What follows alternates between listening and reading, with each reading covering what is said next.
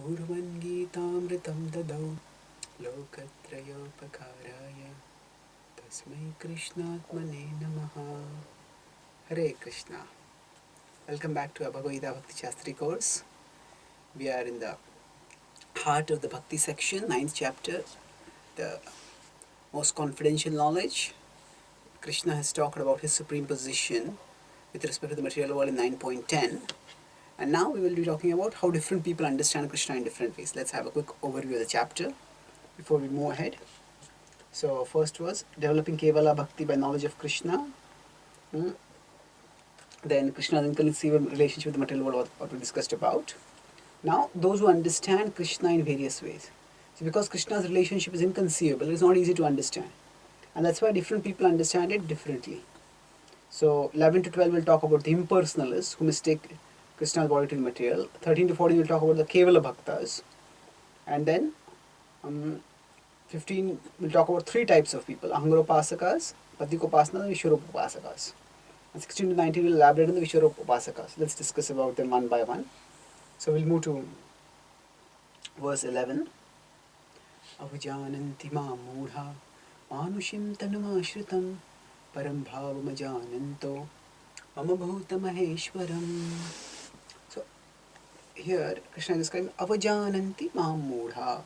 The foolish people cannot understand me. The Prabhupada translates Avajananti as deride. So they deride me. What do they deride? Manushim tanumashritam. That actually is descended in the human form. So here the implication of Manushim Tanum is that they have descended in a form that is just like ours. So that means they say that actually Krishna's form is just like our form. It's a human form, it's a material form. And they do not understand Parambhavam Ajananto. They do not understand the Parambhava, the transcendental nature. What is the transcendental nature? Mama Bhuta Maheshwaram. That I am the Lord of all living, of all of existence. Bhuta is everything that is. Bhuta is generic for existence. Maheshwaram. So, the word Mahesh is sometimes used to refer to Lord Shiva, but actually it is a generic name. Isha is controller, Mahesha is the great controller. So Maheshwaram is the great controller.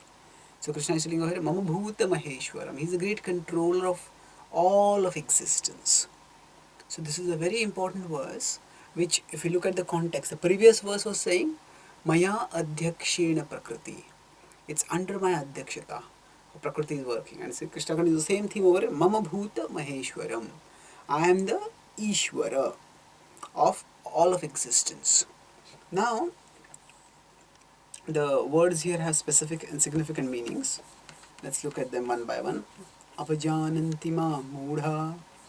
So let's look at Avajananti. So so there are three ways of approaching. So Jananti, Ajananti, and Avajananti. So when there is Jananti, when we know Krishna properly, then that knowledge of Krishna leads to liberation. This was talked about in the famous verse.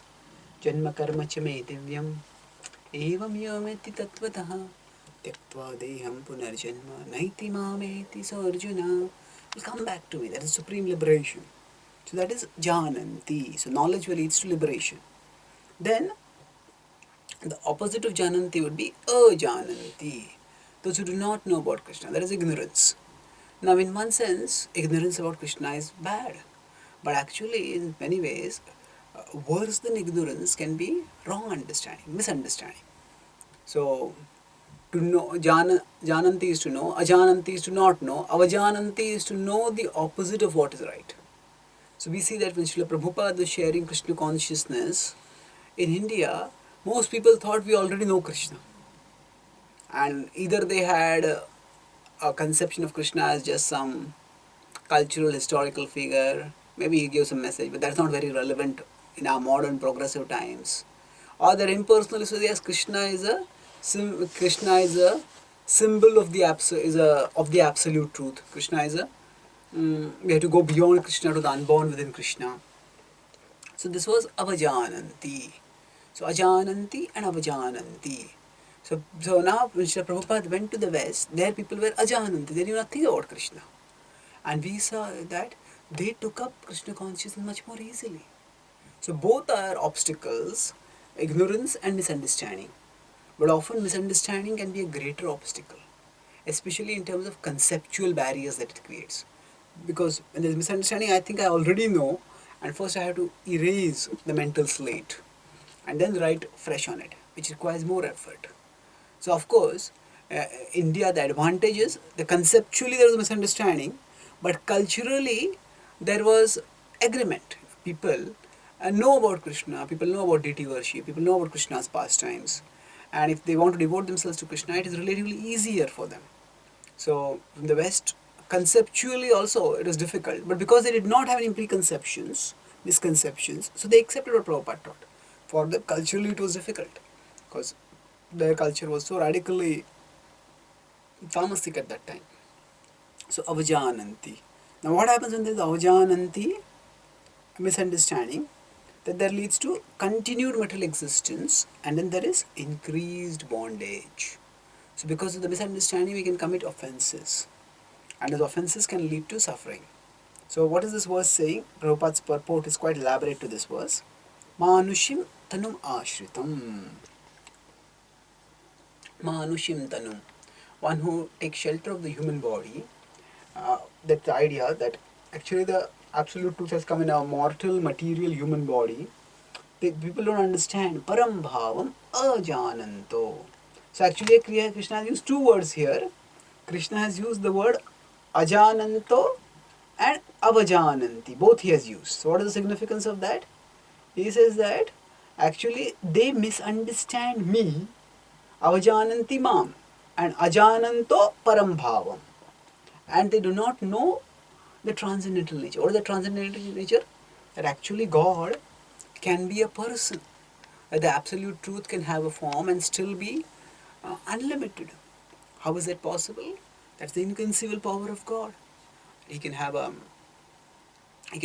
form that fits in the lap of Mother Yashoda, but when he opens the mouth, within that the whole universe is seen. So it's param bhavam ajananto. They do not know my transcendental nature. So the problem of the impersonalists is that they extrapolate from their limited material experience and they think matter means limitation, matter means imperfection, matter means entanglement, and they extrapolate that must apply to everything. Now this is true for everything material, but they equate material with form.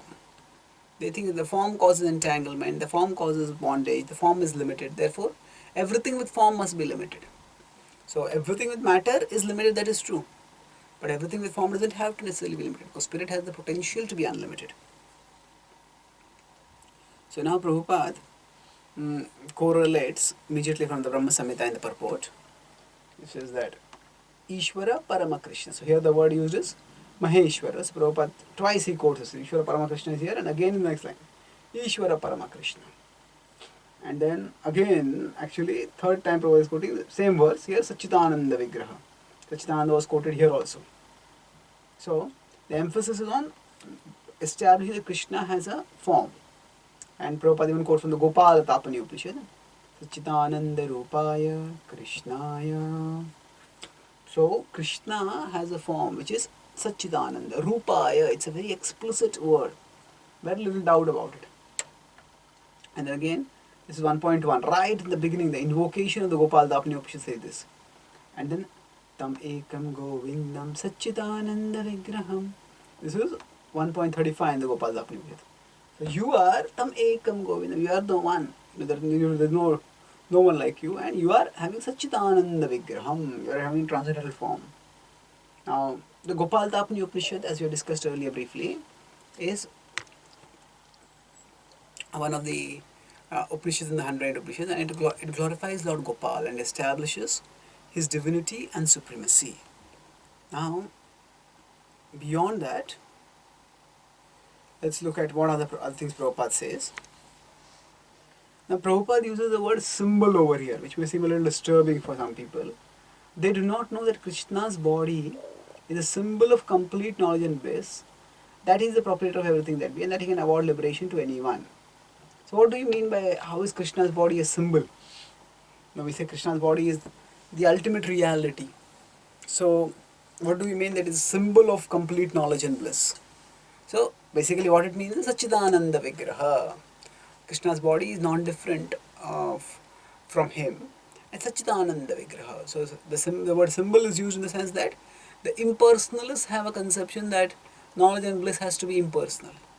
But actually, knowledge and bliss are manifested in a concentrated personal form. Just like, we may have on a cake some cream coating.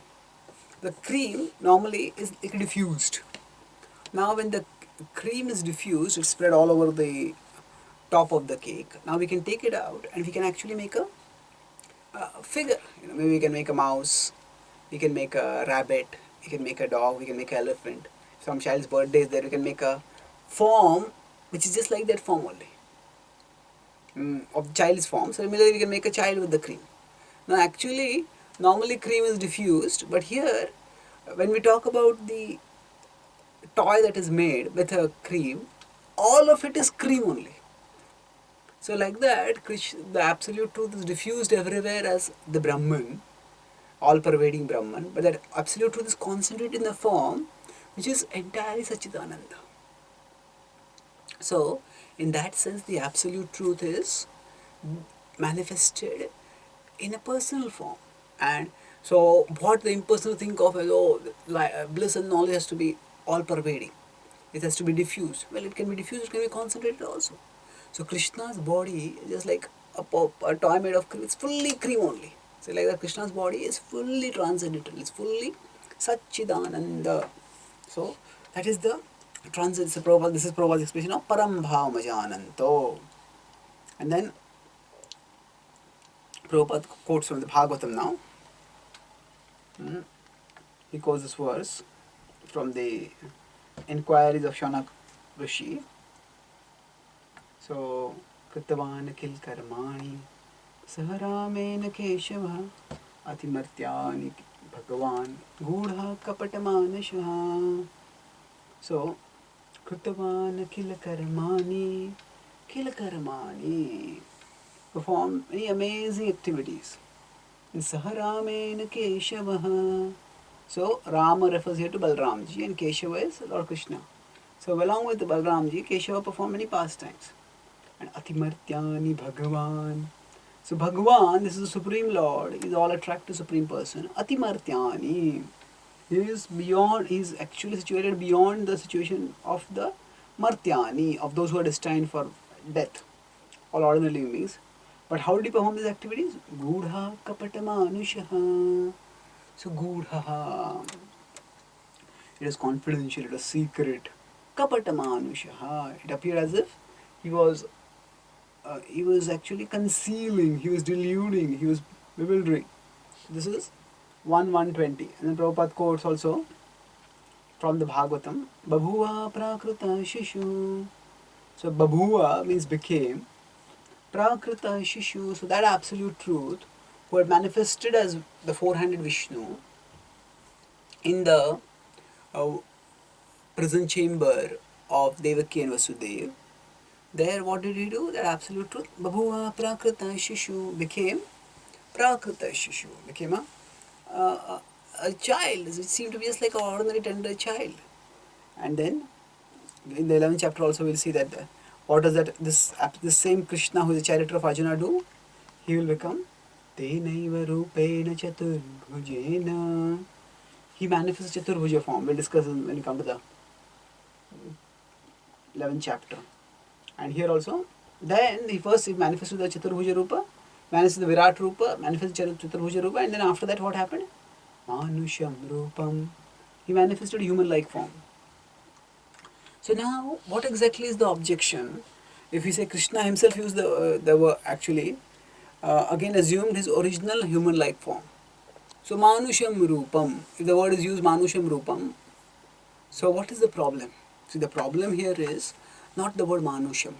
It is Manusham Avjanantima Mudha Manushim Tanum Ashritam. So Ashritam. So the idea is that when we take shelter of something, that something is different from us. So if it's raining, I may find a tree and take shelter of the tree. If I'm poverty stricken, I may take shelter of a wealthy person. So generally, that which gives shelter and that which takes shelter, the two are different.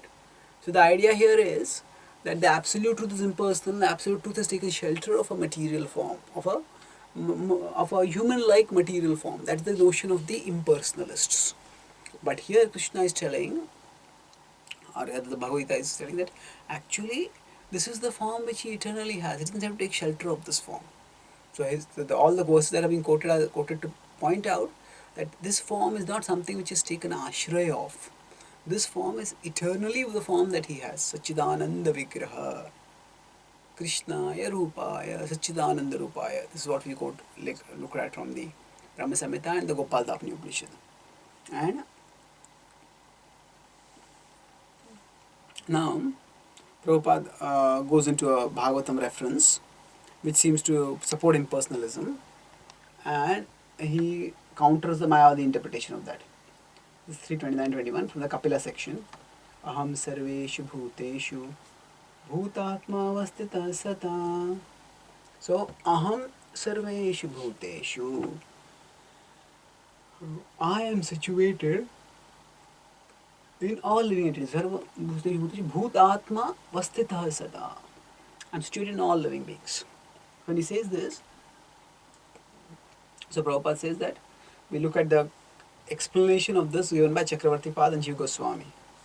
And he gives explanation that actually the Lord is present as the living entity, the Lord is present with the living entity as the super soul. And the transformed super soul is internally present, manifests externally as the Archa Vigraha. And the point is, what is the context of this verse? When it is said that actually the Lord is situated in the heart of all living beings, now one should respect all people also. One shouldn't think that, oh, I just worship the deity in the temple, that is a Kanishta platform, and I'll not care for devotees. No, yes, I definitely need to worship the deity in the temple, but along with that, I also need to respect the devotees. And because not just the devotees, all living beings, because the Lord is present in the heart of all living beings.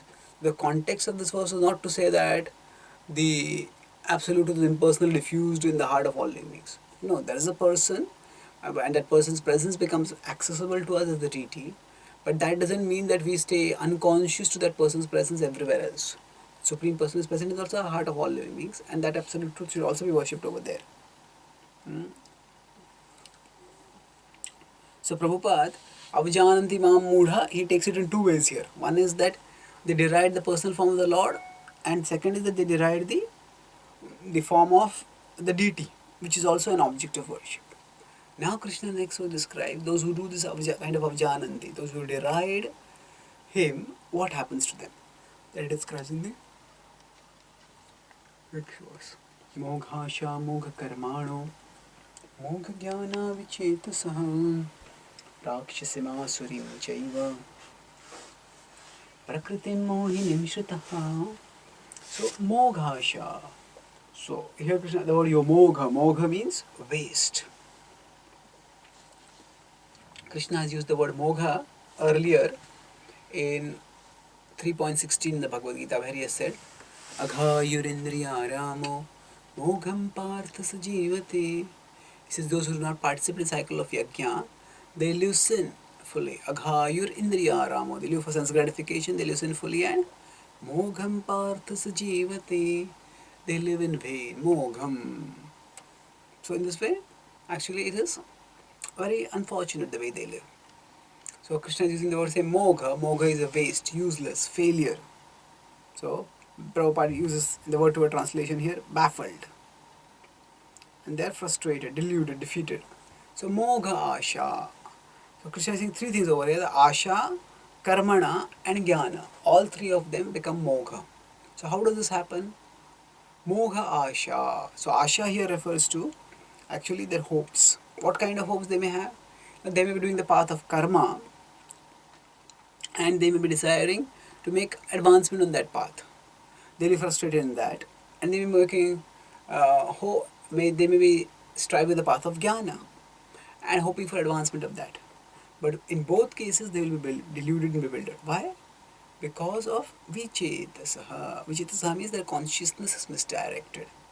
Where is it directed? Misdirected means it is directed away from Krishna towards the things of towards some imaginary conception of some higher truth beyond Krishna. So Krishna is right in front of them, but instead of looking at Krishna, they turn away and try to see something beyond Krishna. This is Vichetasaha.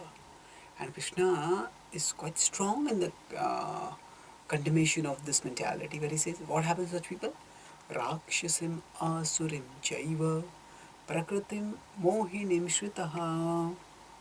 So, prakritim mohinim shritaha.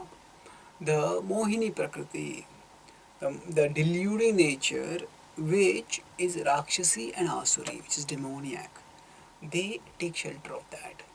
That means they already have misconceptions, and because of entertaining their misconceptions, whatever they practice, they don't get success in that. On the contrary, they also go deeper into illusion. They fall deeper, they fall into worse suffering, worse entanglement. And what is the entanglement? It's not just karmic bondage. It is actually they fall into deeper illusion. See, the bondage can come to us in two ways. One is that we just have to take birth again, and we have to exhaust the bad karma that we have done. But other is that we get sinful desires. We become deluded by a deluge of desires. Deluge is a flood. So deluded by a deluge of desires, one after another after another.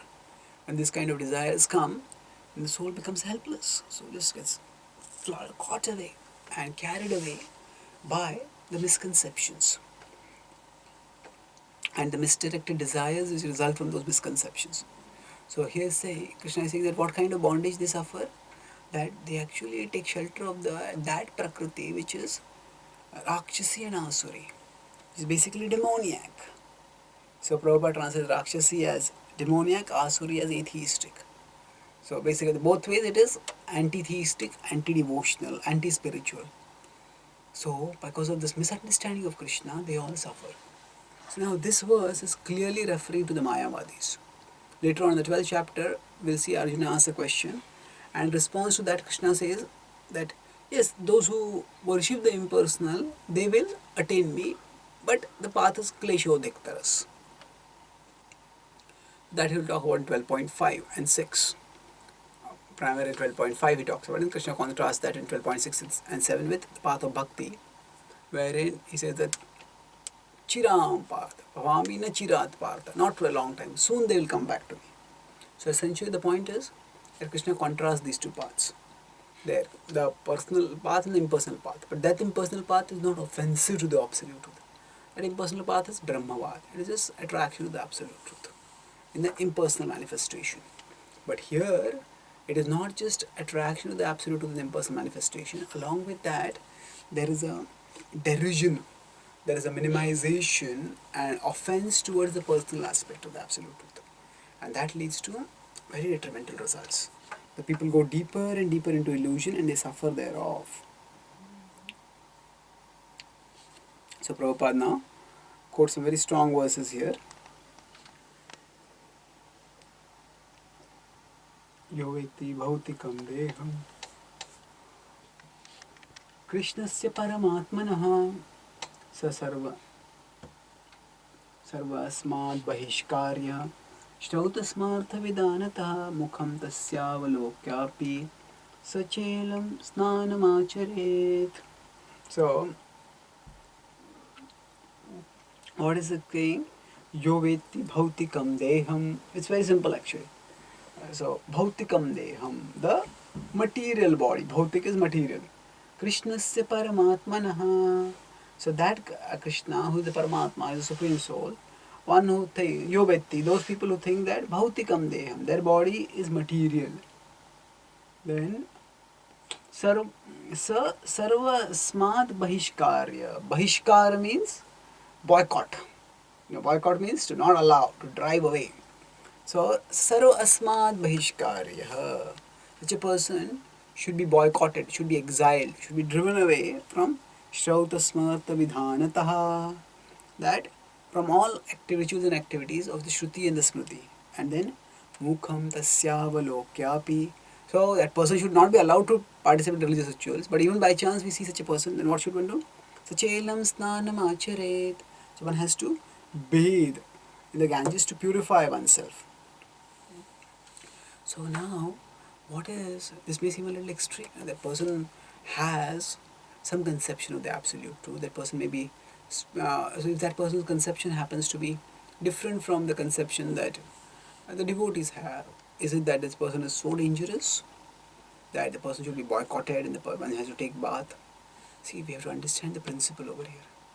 See, material world is like a diseased place. It's a hospital, and we want to come here to be cured. And different people have different infections. Some person might externally look very healthy, but internally might have a deadly infection. And if other person comes in contact with that person might get a deadly infection, and that infection might be crippling and killing.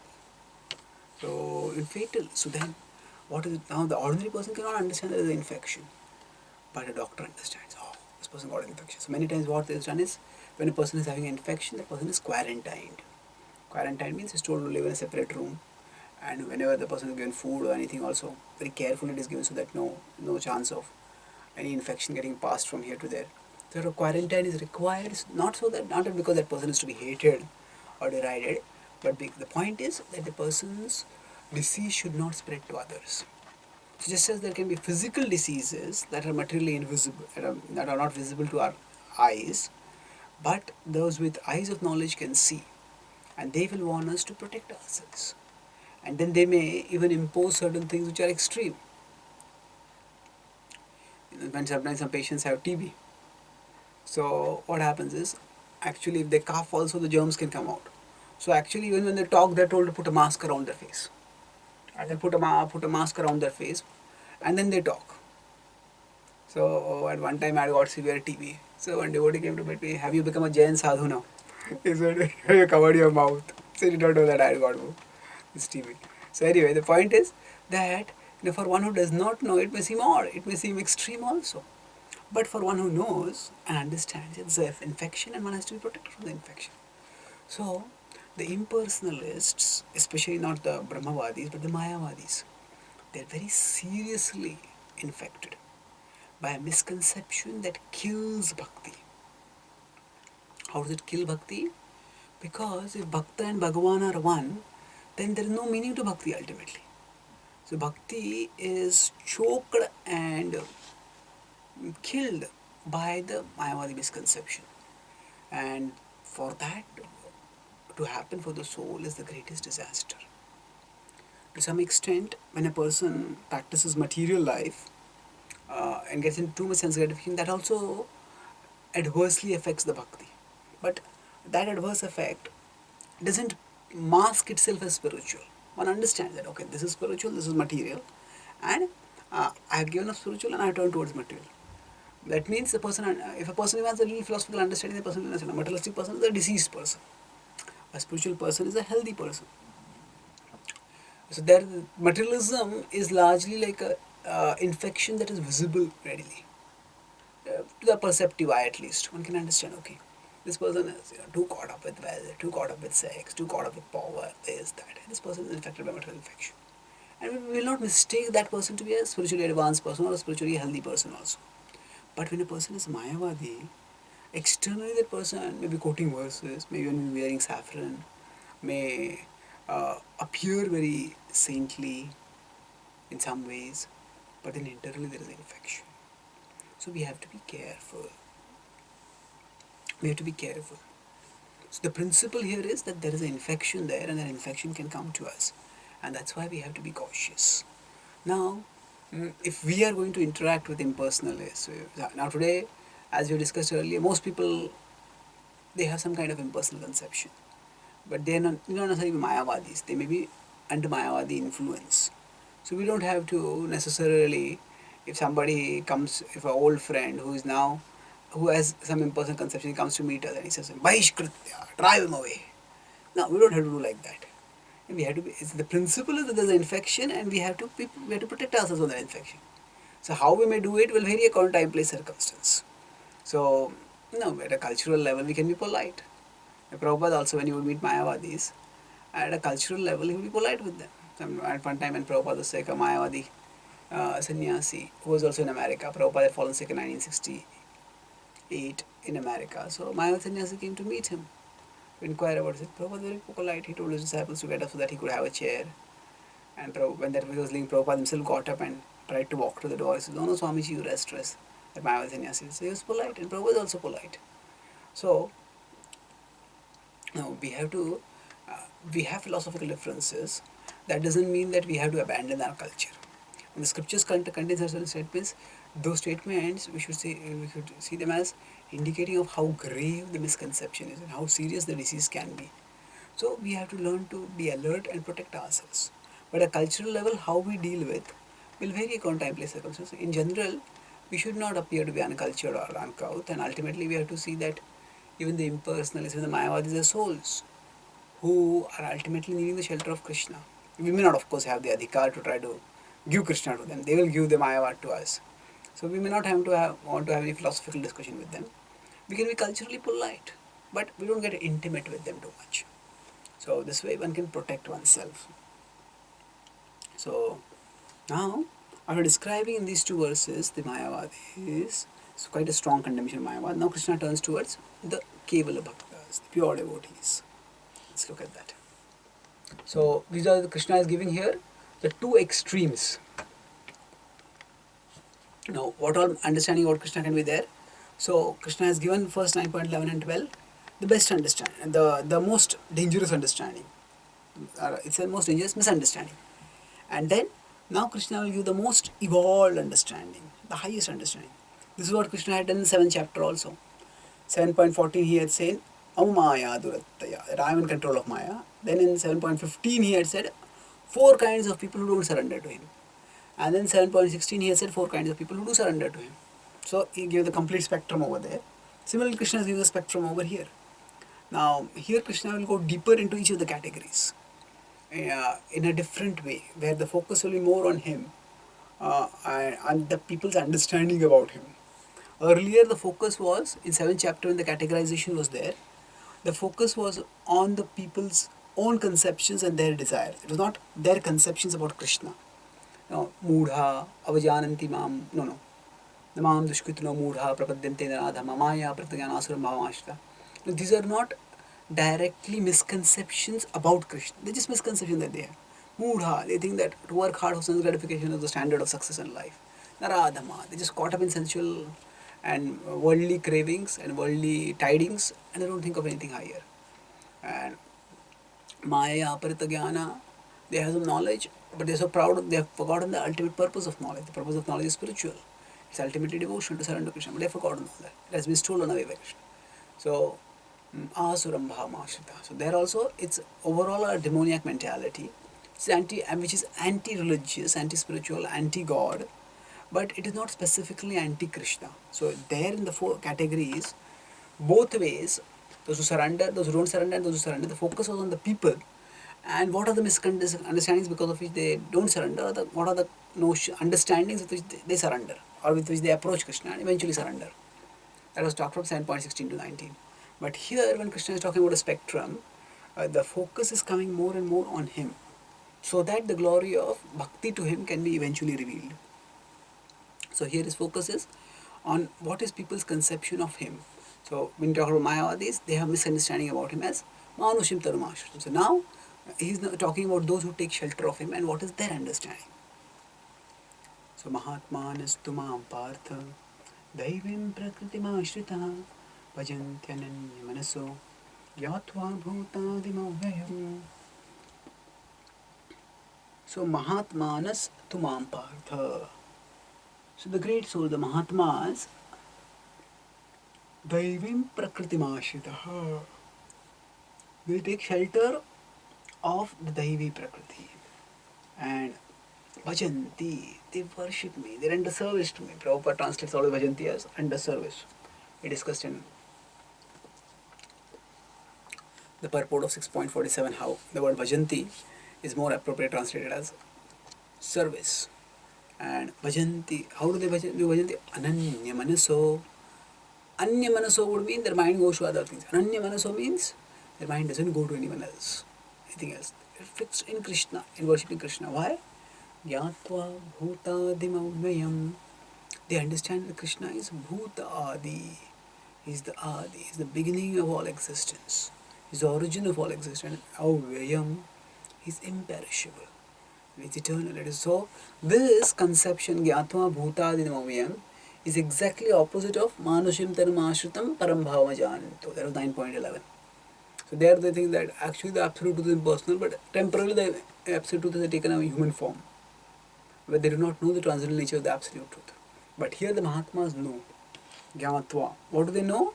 They know about him. Mam. Bhutadimavayam. Actually, Krishna uses the same word, Bhuta. That's Bhuta Maheshwara. So here, Bhuta Adim. So Adi and Avyaya in the beginning of existence and I am imperishable. This indicates that Krishna is talking about himself in eternal terms, not just in contextual terms. Krishna is talking about himself as being the origin of all existence and also being inexhaustible. That means Krishna is eternally as Krishna existing forever. And the Mahatmas take shelter of him. So Ananya Manaso in this context also means that they don't think of Brahman, they don't think of other devatas, but they also don't think of some reality beyond Krishna. Ananya Manaso, they fix themselves only on Krishna. And Krishna uses the word Mahatma to describe them. So we discussed earlier how the Mahatmas, the word was used a few times earlier. In 7.19, Krishna used it to describe those who, after many lifetimes, surrender to him. Bhunam Janmanamante. And then 8.15 also it was used for those who devote themselves to Krishna. They come back to the spiritual world and they don't return to this material world. Mam pitya punarjanma dukkhale mishashvatam napnuvanti mahatmana samsiddhim paramam gataha. So there was the word Mahatma. So this is the third use of the word Mahatma. Now the word Mahatma today is a social, cultural, political designation. Some national freedom fighters, they were given the title Mahatma. And Prabhupada objected to that because he said that actually these words have certain meanings. And if those meanings are not present, then using them that way is inappropriate. So now, in a conversational sense, if somebody is using the word Mahatma to refer to a particular, say, political leader, now it's not that we have to do a campaign against that if we are going for some Independence Day festival. And there we are going to give a talk and somebody says, okay, so and so leader is the father of the nation. I say, no, you should not use the word Mahatma. No, that may not be the forum for that. There we may be asked to talk something about, say, the spiritual glory of India or whatever. So it's not that we have to make a campaign against this. But we also want to clarify. So when the forum is appropriate, we should clarify. Okay, this word has this particular meaning and using it in this way is appropriate. Using it in this way is not appropriate. So, this sort of, we also have to understand when we are giving a message, what is the central message that we want to give to people. If we go for a program, do you want people want to remember as, this person said that you should not call this leader as Mahatma. Is that the message? Is that the carry home message that we want to give to people? No, our carry home message is that we should chant Hare Krishna. We are not the body, the soul. The soul can be truly happy when the soul serves Krishna. And as people understand this message, they appreciate the coherence, the depth of this message, then they start becoming more and more open. And then when we bring in these kind of points also, then they become more appropriate. They become acceptable to people because they have already developed some level of faith. Okay? So Mahatmanastu Mahapat. Now how is the soul? Now the soul we know, Kesha Krishita Bhagasya Shatadha Kalpitasya Cha. The soul is extremely tiny. Kesha Krishita Bhagasya. It's very, very tiny. And how is this a tiny soul? Why is such a tiny soul called as Mahatma? Why is it called Mahatma? Because actually this soul, means in terms of size, the soul may be tiny, but this soul has linked with the greatest soul. So Krishna is the greatest soul, and the soul has linked with the greatest soul, and the soul has linked with the greatest soul. And the soul may not have become greater in size, but the soul has become great in power, great in influence. Not by becoming independently powerful or influential, but by connecting with this person who is supremely powerful and supremely influential. So the Anu Atma becomes the Mahatma by taking shelter of the Vibhuatma. The Anuatma is the Jivatma. The Vibhuatma is the Supreme Lord. Anu and Vibhu are words which are used to contrast the position of the Jiva and Bhagwan. Chaitanya Charitamrita also uses a similar distinctive terminology. It says the Lord is Maya Adhish and the Jiva is Maya Adhin. So like that, Bhagavad Gita, the terminology can be Anu. So the Jiva is Anu, the Lord is Vibhu.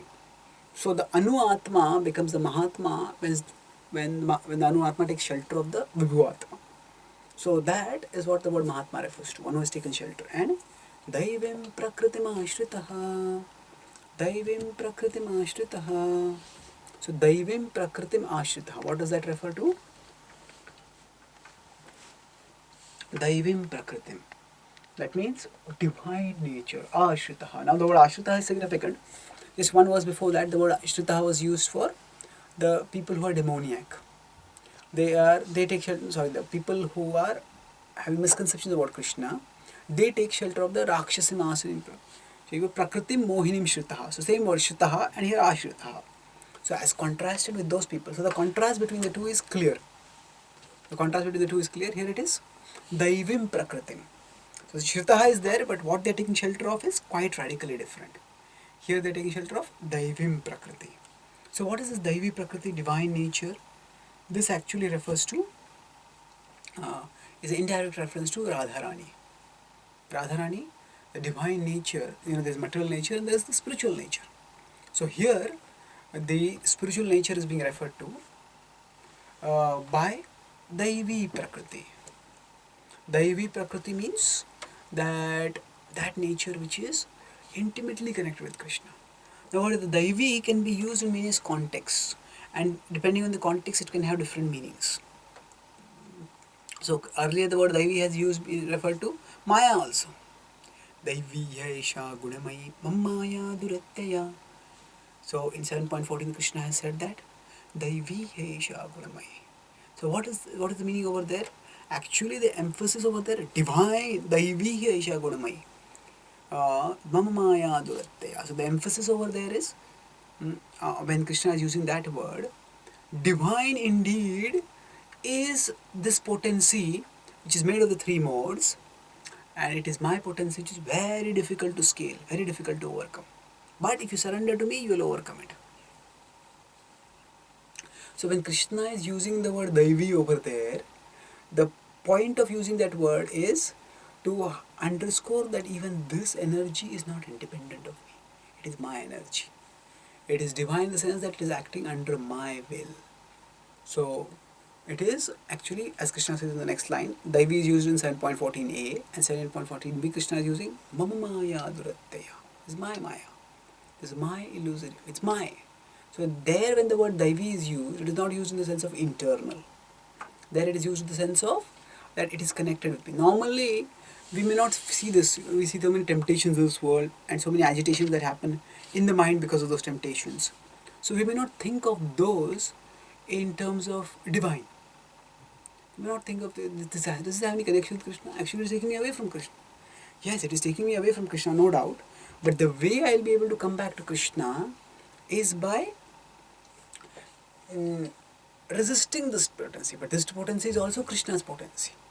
So to resist this potency, I should take shelter of Krishna. So there the use of the word Daivi is primarily to emphasize the point that if we want to overcome this potency, we cannot do it by our own effort. We'll have to take shelter of Krishna. Whereas here the word when Daivi is used, Daivim Prakritim Ashritaha. If you look at the whole context, it's talking about exalted people, Mahatmas.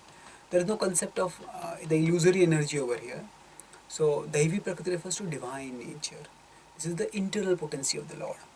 So when we render devotional service, we come out of the influence of Mahamaya and we come under the influence of Yogamaya.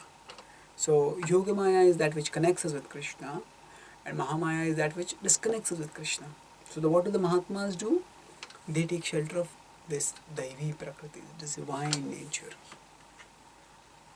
So Jiva Goswami, Chakravarti Pad, Bhaktivinoda Thakur, they have analyzed this the concept of Srimati Radharani, Ladini Shakti, Antaranga Shakti quite elaborately. So actually, let's give a summary understanding here. We are all parts of Krishna. So Krishna has this pleasure-giving potency. That is called as Ladini Shakti. Now because we are parts of Krishna, we also have our pleasure-giving potency. But because we are Anu, our pleasure-giving potency is also Anu. It's very tiny.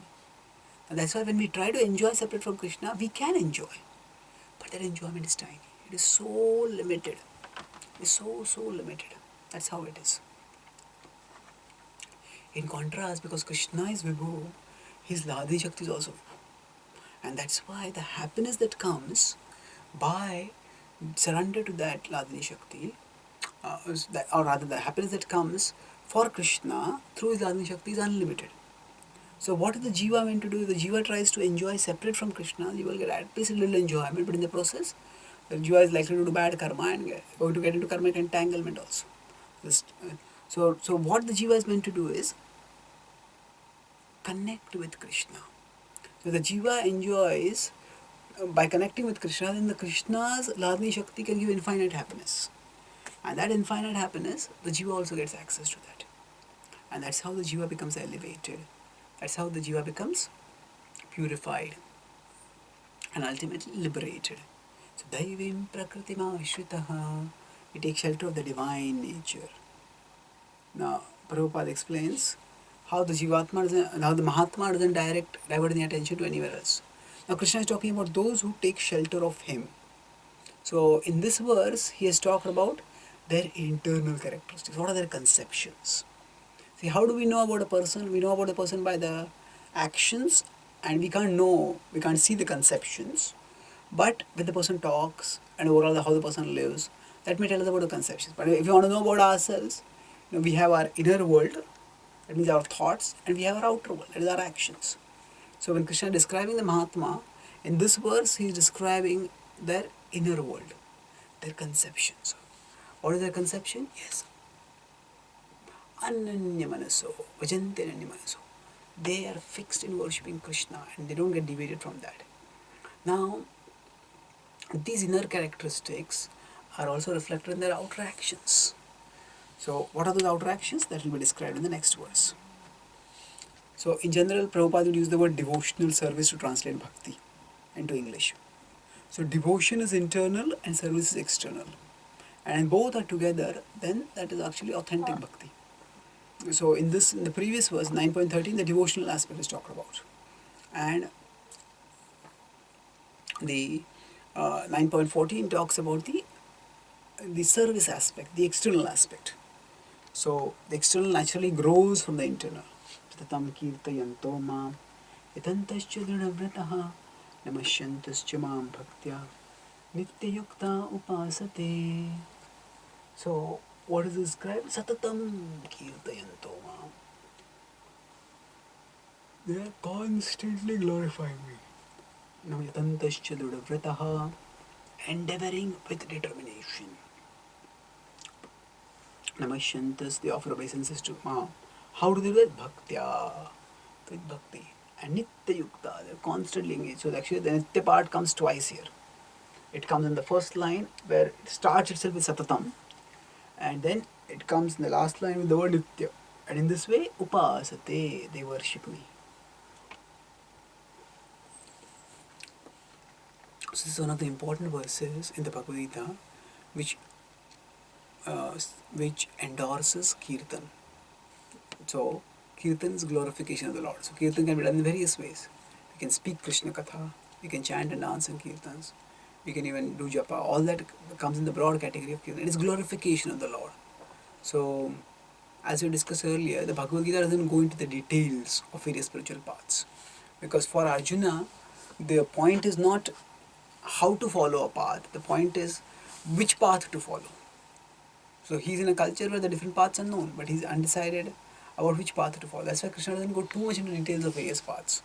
So here, these verses like these are explicit references to the path of bhakti.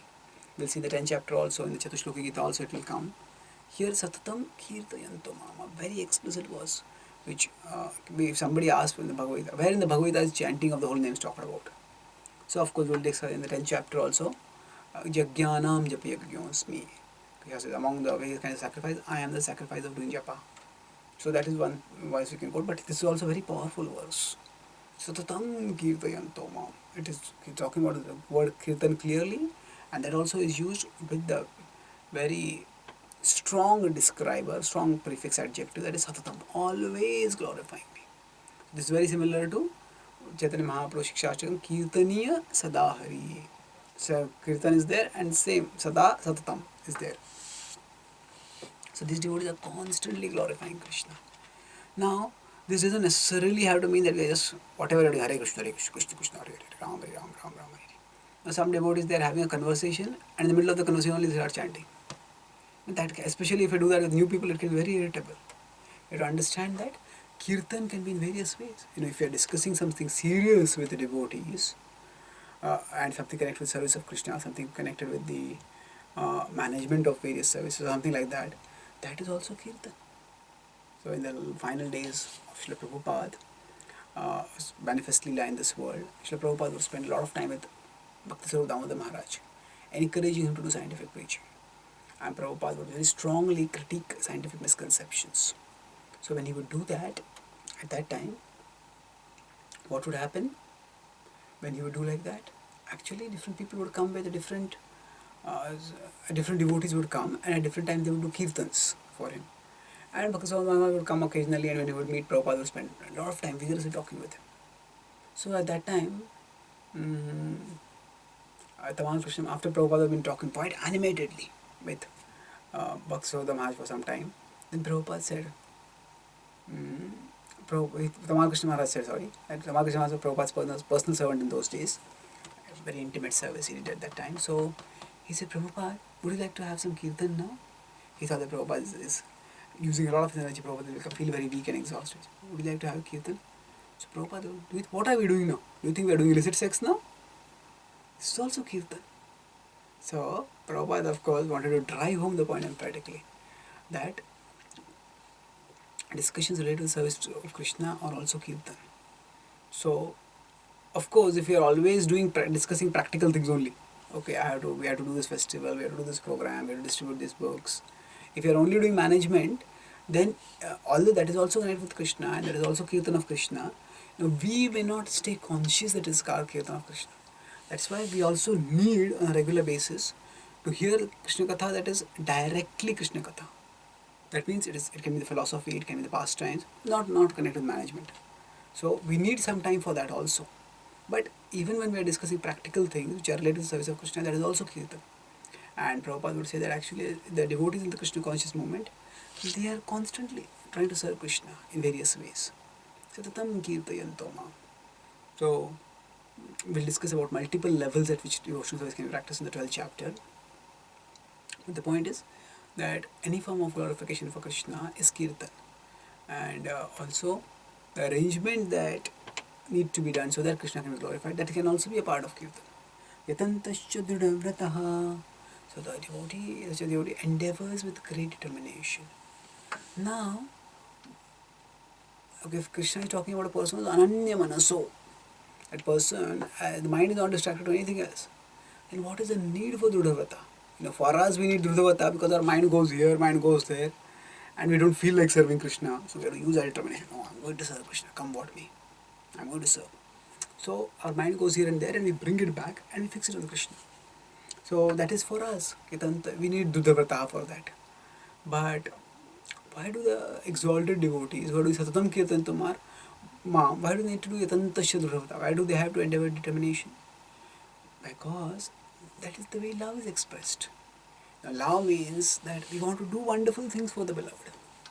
And we want to do challenging things which will please the beloved and which will involve challenges, even if they involve challenges. It's not that the lover goes around searching for challenges. Lover focuses on the beloved, wants to do whatever will please the beloved. And for that, if challenges are involved, the lover will also accept that.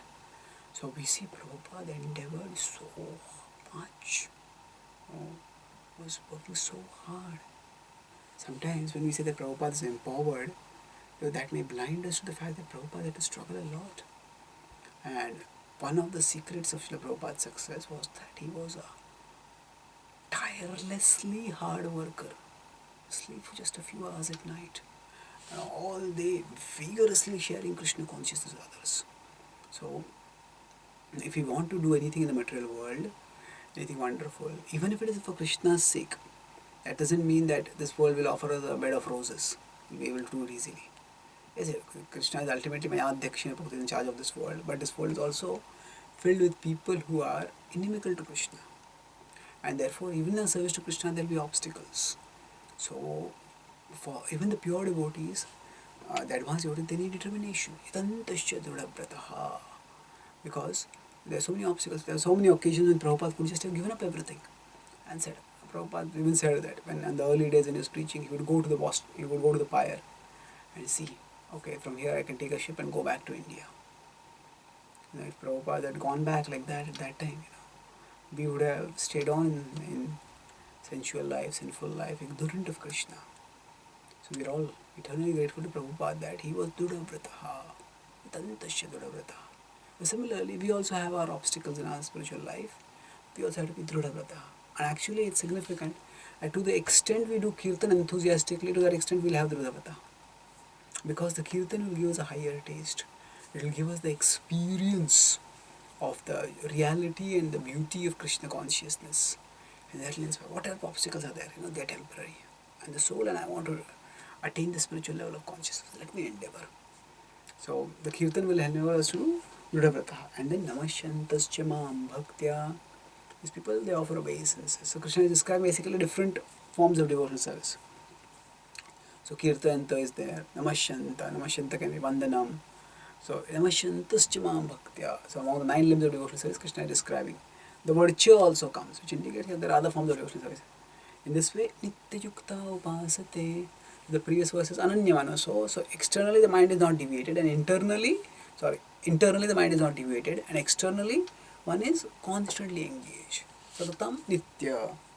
And Prabhupada talks about how a person is constantly engaged, doing various activities right from morning to night. And in this way, the devotee keeps advancing steadily. So Krishna has described here from verses 9.11 to 14. 11.12 he describes those who defy, misunderstand him and take shelter of the demoniac nature, and then those who take of the shelter of the divine nature, and with internal focus only on Krishna, they are externally engaged constantly in the service of Krishna. After talking about these two spectrum, there are a number of people who lie in between these two extremes. Krishna will talk about them in the next verse. We'll continue that in the next class. Thank you very much. Hare Krishna.